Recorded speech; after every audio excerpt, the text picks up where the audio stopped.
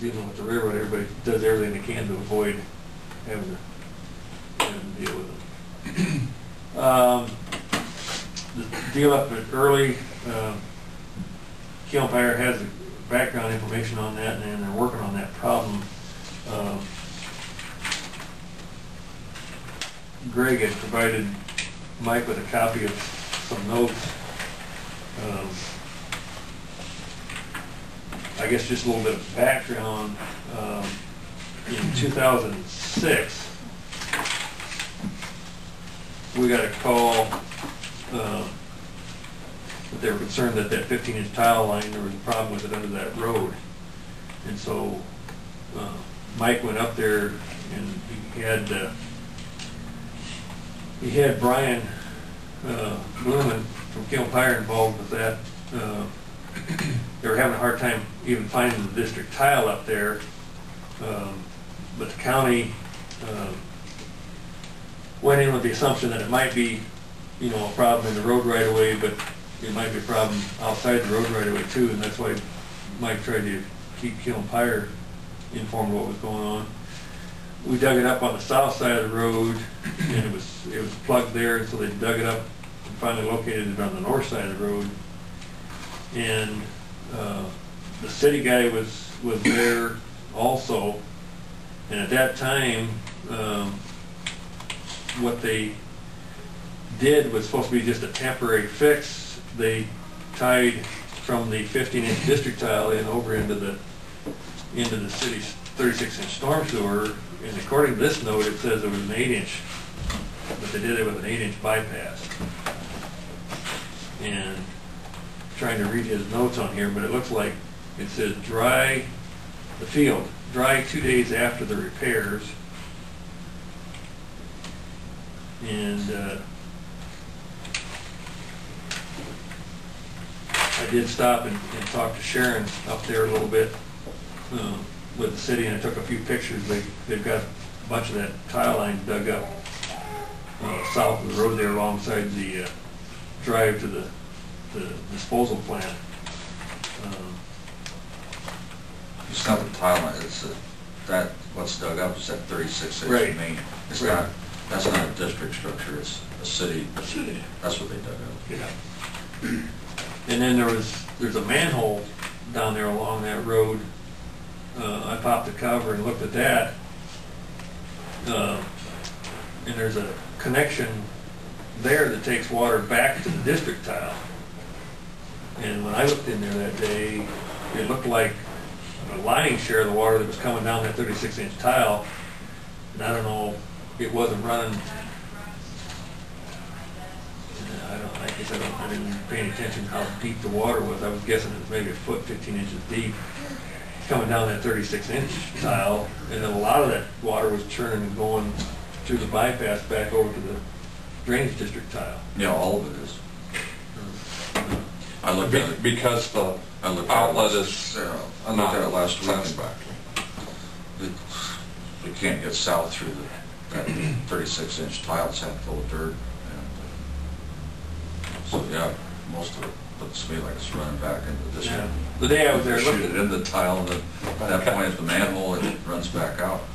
And you can see that those tree roots, those trees have probably plugged up the tile line. We have a petition to repair right now. Okay. Well, and apparently talking to Sharon that and I don't know whether it's that bypass that's at that manhole was done like 40 years ago, and that was supposed to be I thought she said that was supposed to be a temporary deal too. But apparently that 36-inch tile south of here has got some high spots in it too that are. You mean south of the manhole? Yeah. Well, it's full. But I think even before though, there wasn't grade to it. It sounded like it had some. But didn't you say that was real short between the manhole and the ditch? You know, from the manhole to the ditch, it's probably, you know, less than 100 yards. Yeah, that's what I was going to say. So that pipe, you know, they could dig, you know, they need to dig up the rest of that pipe from the manhole and get it down to grade all the way to the outlet. From So how far is it from the manhole to the outlet, to the dredge To to the, the, oh, to creek or whatever? I don't know, half a mile, Oh, is it that far? quarter mile, half a mile. It's, you know, beyond the suit or their treatment lagoons. And the county, their culvert under their county road, it's, I looked at that, the water, you know, it's perpendicular with the road. And it shoots that water right down that ditch, you know, the road ditch that the city really has going down the lagoon. That pipe, you know, if there's a heavy rain, that water runs in their ditch. Well, I mean, that's where it has to go. Yeah.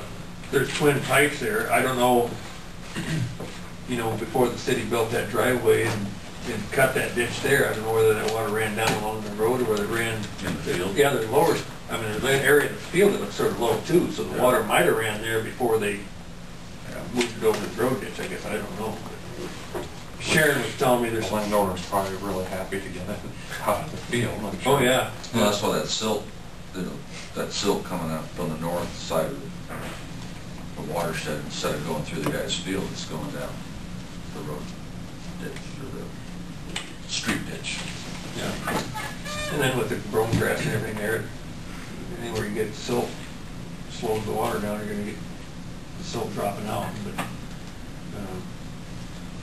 from talking to Sharon, it sounded like way back when this whole thing went in, they intended to take that tile line further south, but then it sounded like there was some kind of a mix-up, and they actually installed the tile line across somebody's property that they hadn't got the permit from.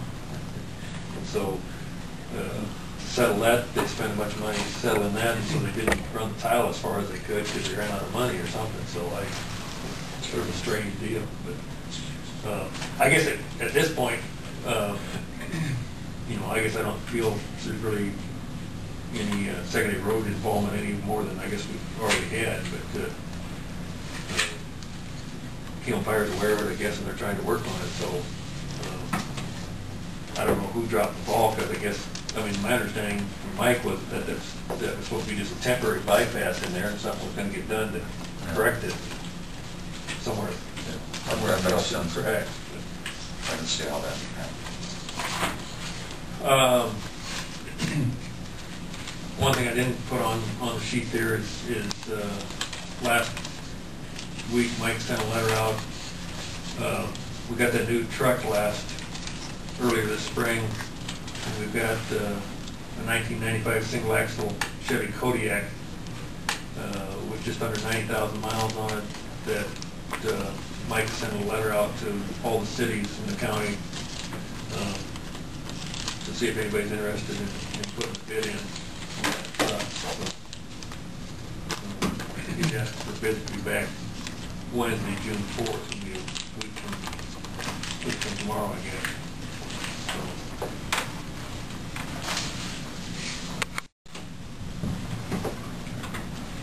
I will go back on that letting and just,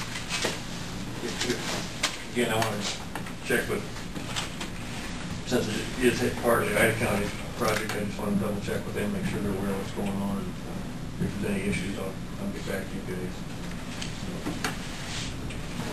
Thanks, Ron. Thank you. Are you Mr. Hanson? Why don't you come up? We got time to do it now rather than wait for 11:15. Okay. You can get on your way. Well, I just, Thanks, Ron. thank you. You're John Becker? Yeah. Okay. Rick Hackett. I don't know. I'm Dean Stock. Are you related to Clarence? Yeah, he's my brother. Yeah. I've got to know, I'm on the solid waste board, and so I got to know Clarence, Okay. working I'm with him. through the town of Shedden, Yeah. Okay. And well, he's not on that board anymore, I don't think. Nope. Well, I just saw in the paper last summer several times that you had to get a permit to build anything in Sac County. So we're building a new house this summer. So I came down to get a permit, and the first place I went, and I told you on the phone, is to the assessor's office. I thought that would be the place to go. And the lady told me is We don't have anything to do with this.